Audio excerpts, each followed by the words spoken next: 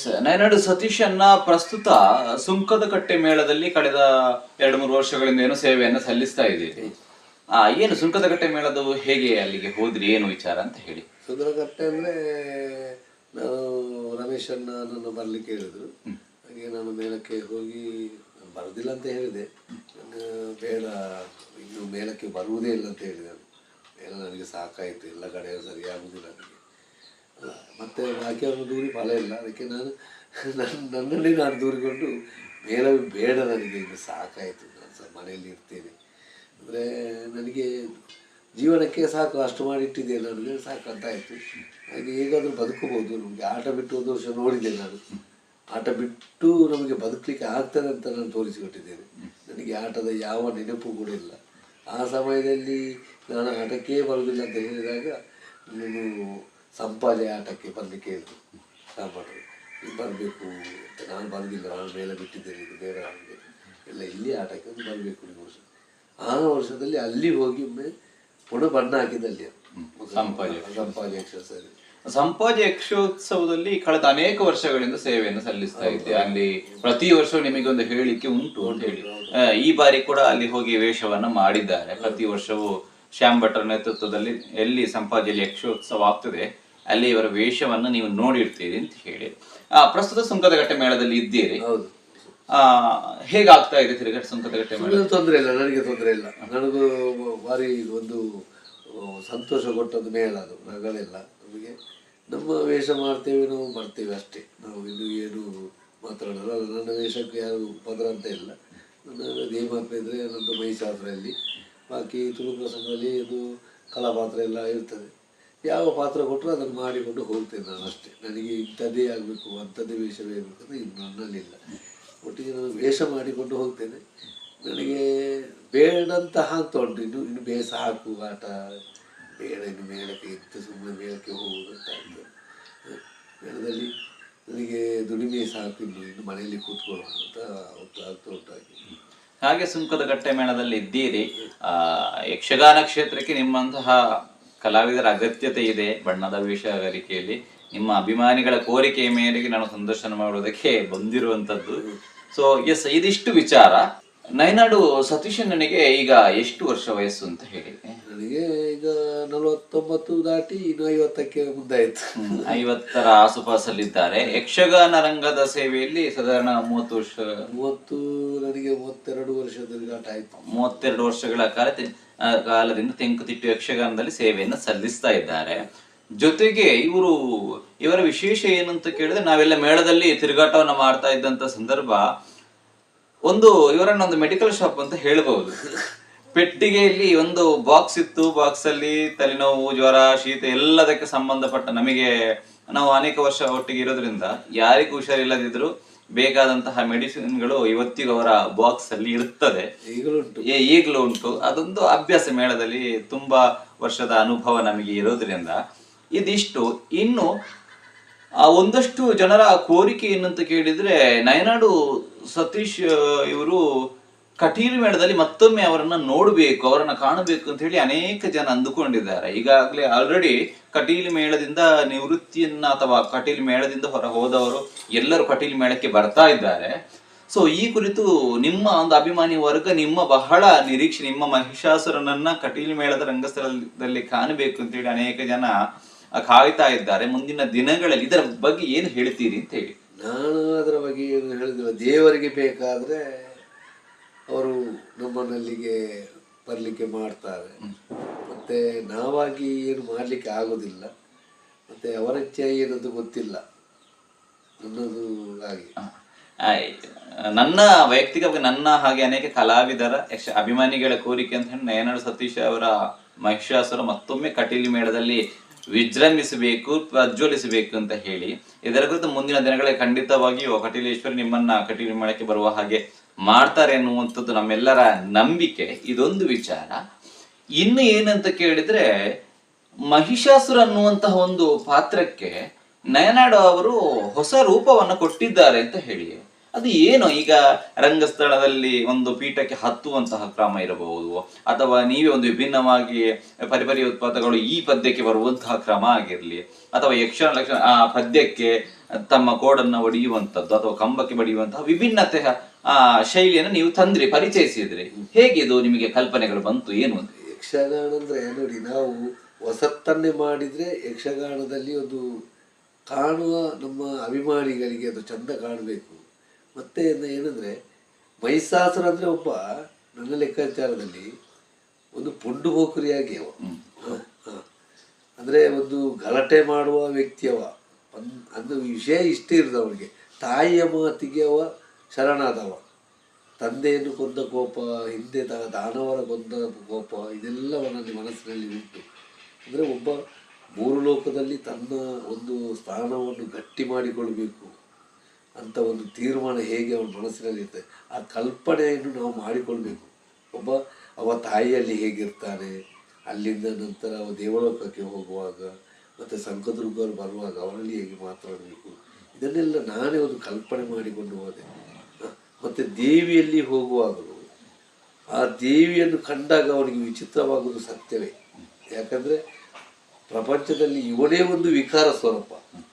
ದೇವಿಯಲ್ಲಿ ಒಂದು ಅಷ್ಟಭುಜೆಯಾಗಿ ಕಾಣುವಾಗ ಎಷ್ಟೋ ಮಂದಿಯನ್ನು ಸರಿಯಾಗಿ ಕಂಡವನು, ಅದು ವಿಚಿತ್ರ ದೇವತೆಗಳಲ್ಲಿ ಅಂಥದ್ದೊಂದು ಉಂಟ ಅಂತ ಕಾಣುವಾಗ ಅವನಿಗೆ ಭಯ ಮತ್ತು ಒಂದು ಧೈರ್ಯ, ಇದು ಒಟ್ಟಿಗಾಗಿ ಅವ ಆ ರೂಪವನ್ನು ಅಲ್ಲಿ ಮಾಡಬಹುದು ಅಂತ ನಿಮ್ಮ ಮಹಿಷಾಸುರ ಫೇಮಸ್ ಯಾವುದಕ್ಕೆ ಅಂತ ಕೇಳಿದ್ರೆ ರಂಗಸ್ಥಳಕ್ಕೆ ಕೋಡನ್ನ ಬಡಿಯುವಂಥದ್ದು ಮತ್ತೆ 4 ಕಂಬಕ್ಕೆ ಹೊಡೆಯುವುದು. ಇದು ಏನು ಏನಿದರ ಸ್ಪೆಷಾಲಿಟಿ? ಅದು ನಾನು ಅದನ್ನು ಸತ್ಯ ನಿಜವಾಗಿ ಹೇಳಬೇಕಾದ್ರೆ ಅದು ಮೊದಲು ಒಮ್ಮೆ ಶೆಟ್ಟಿಗಾರನ್ನು ಮಾಡಿದ್ದಾರೆ. ಶೆಟ್ಟಿಗಾರರು ಸದಾಶಿವ ಶೆಟ್ಟಿಗಾರರು ಧರ್ಮಸ್ಥಳ ಮೇಳದಲ್ಲಿ ಮಾಡಿದ್ದಾರೆ. ಅವರಿಗೆ ನೆನಪಿಲ್ಲ ಅದು. ಒಂದು ನಾನದು ನೋಡುವಾಗ ಒಂದು ದಿವಸ ಅದನ್ನು ಮಾಡಿದ್ದಾರೆ. ಅದು ಅಂದರೆ ಅವರು ಸ್ವಲ್ಪ ಮಾಡಿದ್ದಾರೆ, ಅದನ್ನು ದೊಡ್ಡದಾಗಿ ನಾನು ಮುಂದುವರಿಸಿಕೊಂಡೆ. ಅದು ನಾನು ಒಮ್ಮೆ ಒಂದು ವಿಷಯವನ್ನು ಮಾಡ್ತೇನೆ, ಜನಗಳಿಗೆ ಇಷ್ಟ ಅಂತಂದ್ರೆ ಮಾತ್ರ ಮಾಡ್ತೇನೆ, ಇಲ್ಲ ಅಂತಂದ್ರೆ ಅಲ್ಲಿಗೆ ಬಿಡ್ತೇನೆ ನಾನು. ಅದು ಎಲ್ಲರೂ ಕೂಡ ಮೆಚ್ಚಿಕೊಂಡಿರುವಂತದ್ದು. ಮತ್ತೆ ರಥವನ್ನು ನಿಜವಾಗಿ ರಥ ಎತ್ತಲಿಕ್ಕೆ ಕೂಡ್ದು ನಾವು. ಯಾಕಂದ್ರೆ ನಮ್ಮ ಡಿಸ್ಕ್ ನಿಜವಾಗಿ ಹೋಗ್ತದೆ ಸರಿ ಇರೋದು. ಯಾಕಂದ್ರೆ ಅದು ಅಷ್ಟು ಭಾರ ಉಂಟು. ಮರುದಿವಸ ನಾನು ಒಮ್ಮೆ ನೋಡಿದ್ದೇನೆ ಅದು ಎಷ್ಟು ಭಾರ ಉಂಟು. 2 ಮಂದಿ ಕೈಗೊಟ್ಟದ್ರಲ್ಲಿ ಲಾರಿಗೆ ಲೋಡ್ ಮಾಡ್ತಾರೆ, ಅಷ್ಟು ಭಾರ ಉಂಟು. ನನಗೆ ಸತ್ಯವಾಗಿ ಆಗಿಲ್ಲಿ ನಿಜವಾಗಿ ನನಗೂ ಗೊತ್ತಿಲ್ಲ ನಾನು ಏನು ರಂಗಸ್ಥಳ ಮಾಡ್ತೇನೆ. ಈಗ ನಾನೊಂದು ವೇಷ ನಾನು ಹೋಗ್ತೇನೆ, ಮತ್ತೆ ಅಲ್ಲಿ ರಂಗಸ್ಥಳದಲ್ಲಿ ಏನು ಮಾಡಿದ್ದೇನೆ ಅಂತ ಮತ್ತೆ ನನ್ನಲ್ಲಿ ಕೇಳಲಿಕ್ಕೆ ಕೂರ್ದು ನೀವು. ನನಗೆ ಗೊತ್ತಿರೋದು ಅದನ್ನೆಲ್ಲ ಮಾಡಿ ಮುಗಿಸಿದ ಮೇಲೆ ನೀವು ಇಷ್ಟೆಲ್ಲ ಮಾಡಿದ್ದೀರಾ ಅಂತ ನೋಡಿದ್ರೆ ಬೇಕಾದ್ರೆ ನಾನು ವಿಡಿಯೋ ನೋಡ್ಬೇಕು ಅಷ್ಟೇ. ನನಗೆ ಗೊತ್ತಿಲ್ಲ ಏನು ಮಾಡಿದ್ದೇನೆ ಅಂತ ಗೊತ್ತಿಲ್ಲ. ಹಾಗೆ ರಂಗಸ್ಥಳದಲ್ಲಿ ಇದೆಲ್ಲ ನನ್ನದು ಒಂದು ಕಲ್ಪನೆಯ ಎಂತ ಗೊತ್ತಿಲ್ಲ. ನನಗೆ ಅಲ್ಲಿ ಮನಸ್ಸಿಗೆ ಏನು ಕಾಣ್ತದೆ ಅದನ್ನೇ ಮಾಡಿಕೊಂಡು ಹೋಗ್ತೇನೆ ನಾನು. ಮತ್ತೆ ಹೊರಗೆ ಬಂದ ಮೇಲೆ ನನಗೆ ಗೊತ್ತಿಲ್ಲ, ಅದರ ಬಗ್ಗೆ ನನಗೆ ಯೋಚನೆ ಮಾಡುವುದಿಲ್ಲ. ಈಗ ವೇಷವನ್ನು ಹೀಗೆ ಮಾಡಬೇಕು ಹಾಗೆ ಮಾಡಬೇಕು ನನಗೆ ಯೋಚನೆ ಇಲ್ಲ. ರಂಗಸ್ಥಳಕ್ಕೆ ಹೋದ ಮೇಲೆ ಅದು ನನ್ನ ಏನು ಗೊತ್ತಿಲ್ಲ, ಶರೀರದಲ್ಲಿ ಒಂದು ಆವೇಶ ಆದ ಹಾಗೆ ಅದು ನನ್ನಲ್ಲಿ. ಮತ್ತೆ ಆ ರಥವನ್ನು ಎತ್ತಿದಾಗ ನನಗೆ ಅದನ್ನು ಮತ್ತೆ ಅಲ್ಲಿ ಕೊಂಡು ಇಡ್ತೇನೆ. ನನಗೆ ಗೊತ್ತಿಲ್ಲ.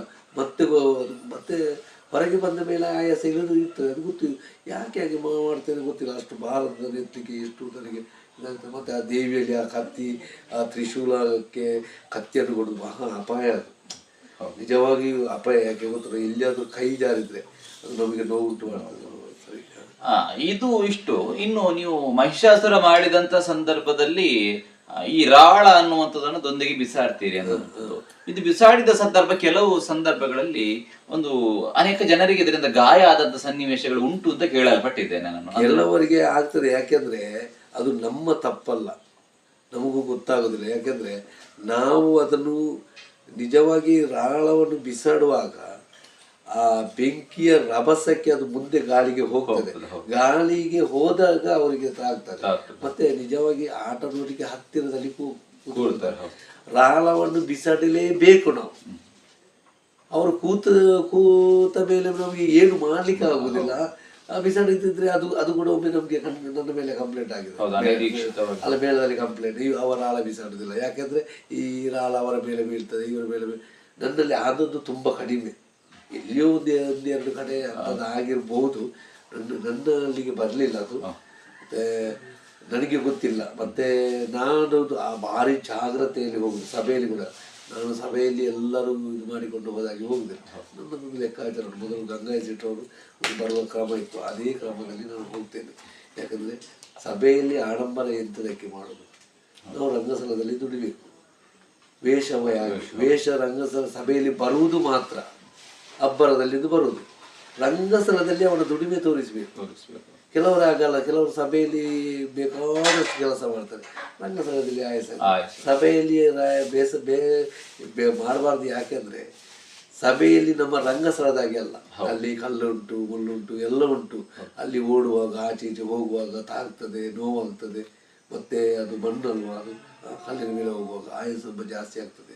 ಡ್ರೆಸ್ ಕಟ್ಟಿದಲ್ಲ, ಅದನ್ನು ಮಾಡ್ಲಿಕ್ಕೆ ಕೂಡದಂತ ಹೇಳುದು ನಾನು. ಇದಿಷ್ಟು ನಿಮ್ಮ ಯಕ್ಷಗಾನದ್ದು ವಿಚಾರಕ್ಕೆ ಸಂಬಂಧಪಟ್ಟ ಒಂದಷ್ಟು ವಿಚಾರಗಳು. ಇನ್ನು ನೀವೊಂದು ಹಿರಿಯ ಯಕ್ಷಗಾನ ಕಲಾವಿದರಾಗಿ ಬಣ್ಣದ ವೇಷಧಾರಿ ಅಂತ ಹೇಳಿ ಕರೆಸಿಕೊಂಡಂಥವರು. ಸೊ ಇವತ್ತಿಗೆ ಅನೇಕ ಕಲಾವಿದರು ಯಕ್ಷಗಾನದಲ್ಲಿ ಹಿರಿಯ ಕಲಾವಿದರಿದ್ದಾರೆ, ಯಕ್ಷಗಾನಕ್ಕೆ ಬರುವಂಥವರಿದ್ದಾರೆ. ಇವರಿಗೆ ನೀವೊಂದು ಬಣ್ಣದ ವೇಷಧಾರಿಯಾಗಿ ಹಿರಿಯ ಕಲಾವಿದರಾಗಿ ಒಂದು ಕಿವಿ ಮಾತನ್ನ ಹೇಳಬೇಕು ಅಂತ ಹೇಳಿದ್ರೆ ಏನನ್ನ ಹೇಳ್ತೀರಿ ಅಂತ ಹೇಳಿ, ನೀವು ಬಣ್ಣದ ವೇಷದ ಕಲಾವಿದರಿಗೆ ಅಥವಾ ಯಕ್ಷಗಾನ ಕಲಾವಿದರಿಗೆ. ಅದರಲ್ಲಿಯೂ ನೀವು ಬಣ್ಣದ ವೇಷಧಾರಿ ಆಗಿರೋದ್ರಿಂದ ನಿಮ್ಮನ್ನು ಅನುಕರಣೆ ಮಾಡುವವರಿದ್ದಾರೆ ಅಥವಾ ಫಾಲೋ ಮಾಡುವವರಿದ್ದಾರೆ, ಅವರಿಗೆ ಏನಾದ್ರೂ ಒಂದು ಕಿವಿ ಮಾತನ್ನ ಹೇಳಿ. ಅನುಕರಣೆ ಮಾಡಬಹುದು. ಈಗ ಯಾರ ವೇಷದ ಅನುಕರಣೆ ಮಾಡಬಹುದು. ನಮ್ಮನ್ನು ನೋಡುವವರು, ಈಗ ನನ್ನ ಅನುಕರಣೆ ಮಾಡಿದವರು ಅದು ನೈನಾಡಿನ ವೇಷ ಅಂತ ಹೇಳಲಿಕ್ಕೆ ಕೂಡ್ತು. ಅವನದಾದಂತ ಏನಾದ್ರು ಬೇಕು. ನನ್ನ ಗುರುಗಳು ಹೇಳಿದ್ದಾರೆ, ನಿನ್ನದು ಏನುಂಟು ಅದನ್ನು ಮಾಡು, ನನ್ನದನ್ನು ಮಾಡಬೇಡ. ನನ್ನ ಗುರುಗಳಾಗಿ ನನಗೆ ಕುಣಿಬಹುದು, ಅದನ್ನು ಮಾಡಲಿಕ್ಕಲ್ಲ. ಸೆಟಿಯಾರರಾಗಿ ಕುಣಿಬಹುದು ಗೊತ್ತುಂಟು ನನಗೆ, ಗಂಗಾ ಶೆಟ್ಟರಾಗಿ ಕುಣಿಬಹುದು. ಹಾಗೆ ಕುಣಿದಲ್ಲ. 1-2 ಪದ್ಯಕ್ಕೆ ಒಂದು ಈಗ 10 ಪದ್ಯದಲ್ಲಿ 1-2 ಪದ್ಯಕ್ಕೆ ಅವರಾಗಿ ಅನುಕರಣೆ ಮಾಡ್ಬೋದು. ಅದು ಪೂರ್ತಿ ಅದೇ ವೇಷವನ್ನು ಅನುಕರಣೆ ಮಾಡುದು ತಪ್ಪು ಅಂತ ನನ್ನ ಅನುಕರಣೆ. ಮತ್ತೆ ವೇಷದಲ್ಲಿ ಹೇಗೆ ಒಂದು ಬಣ್ಣದ ವೇಷಧಾರಿಗಳು ಯಾವ ವಿಚಾರವನ್ನ ಒಂದು ಕಿವಿಯಲ್ಲಿ ಇಟ್ಕೊಳ್ಬೇಕು ಅಥವಾ ಅದನ್ನ ಫಾಲೋ ಮಾಡಬಹುದು ಅಂತ ಹೇಳಿ, ಈಗ ಬಣ್ಣಗಾರಿಕೆ ಆಗಿರ್ಬೋದು ಅಥವಾ ರಂಗಸ್ಥಳದ ನಡೆ ವಿಚಾರದಲ್ಲಿ ಬಣ್ಣದ ವೇಷಧಾರಿಗಳಿಗೆ ಏನಾದ್ರೂ ಒಂದು ಹೇಳ್ಬೇಕು ನೀವು. ಬಣ್ಣಗಾರಿಕೆ ಅಂದ್ರೆ ಈಗ ನಿಜವಾಗಿ ಕೆಲವರು ಈಗ ತಿಳ್ಕೊಂಡಾಗೆ ಮೊಬೈಲ್ ಅಲ್ಲಿ ನೋಡಿ ಹೆಚ್ಚಾಗಿ ಕೆಲವರು ವೇಷ ಮಾಡುದು. ಅಂದ್ರೆ ಅವರಿಗೆ ಗುರುಗಳಿಲ್ಲ, ಅದನ್ನು ಕಲಿತವರು. ಹಾಗಂತ ಕೆಲವರು ಅದ್ರ ಒಳ್ಳೇದು ಮಾಡ್ತಾರೆ. ಅಂದರೆ ಕೆಲವರು ಏನು ಮಾಡ್ತಾರೆ ಅಂದರೆ ಭೈರವಣನ ಬಣ್ಣವನ್ನು ಶುಂಭನಿಗೆ ಬರೀತಾರೆ, ಶುಂಭನ ಬಣ್ಣವನ್ನು ಭೈರವನಿಗೆ ಬರೀತಾರೆ.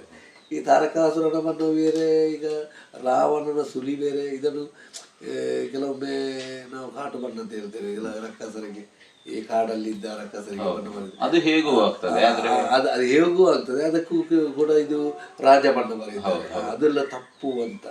ಈಗ ತಾಟಕ್ಕೆ ಬರೆಯುವ ಬಣ್ಣವನ್ನು ಶೂರ್ಪಣಕ್ಕೆ ಬರೆಯಲಿಕ್ಕೆ ಅದು ಬೇರೆ ಬಣ್ಣ. ಹಾಗೆ ಒಂದೊಂದು ಬಣ್ಣದಕ್ಕೆ ಒಂದು ಕ್ರಮ ಉಂಟು, ತುಂಬ ಕ್ರಮ ಉಂಟು. ಈಗ ನಮಗೆ ಗುರುಗಳ ಪಾಠ ಆಗಿ ಉಂಟು.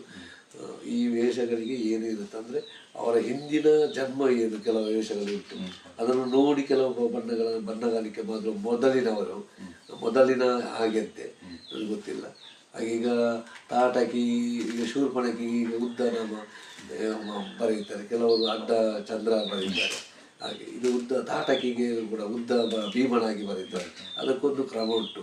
ಅದು ಅಂದರೆ ಅವನಿಗೆ ಆನೆಯ ಬಲ ಉಂಟಲ್ಲ, ಅದಕ್ಕೊಂದು ಸುಂಡಿಲನ ಆಕಾರ ಕೂಡ. ಈಗ ಭೀಮನಿಗೆ ಹಾಗೆ ಹಾಗೆಲ್ಲ ರುದ್ರ ಭೀಮನಿಗೆ ಬೇರೆ, ನಾವು ಈ ಬಾಕಿ ಭೀಮನಿಗೆ ಬಣ್ಣ ಬೇರೆ. ಈಗ ಇದು ಈ ಬಣ್ಣಗಾರಿಕೆ ಇದರಲ್ಲಿ ಇನ್ನವರು ರಂಗಸ್ಥಳದಲ್ಲಿ ಈ ಬಣ್ಣದ ವೇಷದ ಕಲಾವಿದರು ಅಂದ್ರೆ ಕಿರಿಯ ಕಲಾವಿದರು ಇರೋದ್ರಿಂದ ಅವರು ವಿಡಿಯೋವನ್ನ ನೋಡ್ತಾ ಇರಬಹುದು ಅಂತ ಹೇಳುವಂಥದ್ದು. 1-2 ಪದ್ಯಕ್ಕೆ ಆಯಾಸ ಆಗುವಂಥದ್ದು ಅಥವಾ ಕೆಲಸ ಮಾಡುವಂಥದ್ದು.